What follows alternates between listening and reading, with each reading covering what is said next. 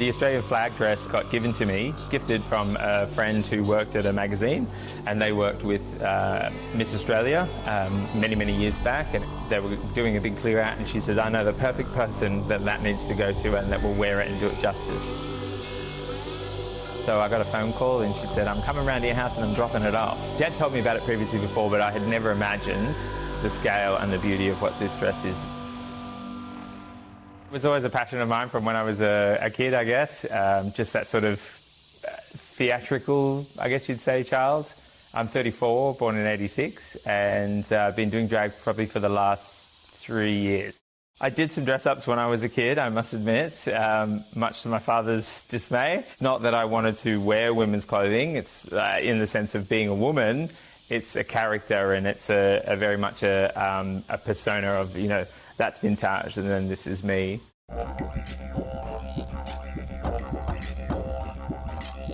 So the Australian flag dress is 3 metres long. It's of the Australian flag with the underneath. It was originally bunting from Tui's new, so that's all on the underside, which is quite comical when the wind blows and it just picks up a little. Then it's got the front sort of parfait bit.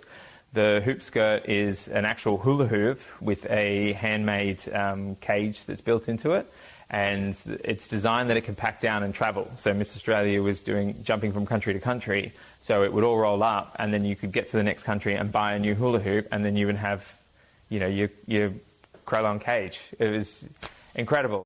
Not I thought I'd see a day where I handed my son his boobs.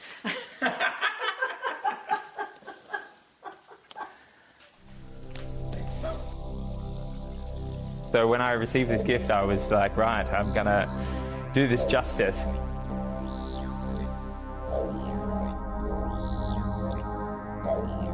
I've wanted in Canada, in New York and in Paris, Ireland, and then here in Australia, of course.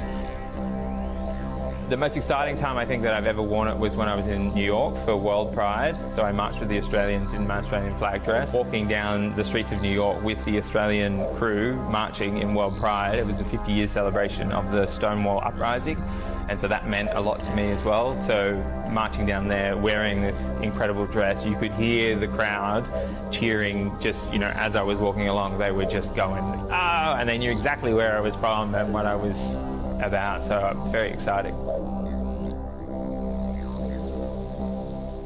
I originally borrowed the corset from a friend of mine in Melbourne, Simon, and just lent it for a while, and I thought this fits this dress perfectly. So I've got the dress gifted to me, the corset from a friend, and then now we've made this collar to go with it. It is the Aboriginal flag that goes over my shoulders. We go from black to yellow at the back and then to red. We had a bit of trouble with the construction and the weight, and it was a bit of a learning curve for us. Started sewing probably when I was about 12. Mum was doing the millinery side of things, and then she was teaching me how to, you know, do a straight stitch and that sort of thing. So Mum showed me how to make sleeve and finer details and cutting a pattern and all of that. Like, it all evolved over time with learning. Very frustrating at the beginning when you just want, you know, like, I want that, how do I do that? And you've got to go back and take the steps to get there. The design is basically Daniel's brainstorm. Like I say, sitting in the car for 5 hours waiting for our COVID test. So that's where the collar, I said, why don't we do a collar? So this is the collar, and we weren't going to do a headpiece. But once we did the collar, we realised that the headpiece had to come into it. I guess the idea of the square pieces comes from this piece, these squares here.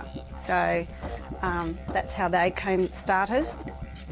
And then we found that to get them to sit right, we had to wire them all. So each piece is wired. There are about 90 squares there. And then we needed to make it a little bit softer, so a bit of netting went in. We wanted it to be a whole piece.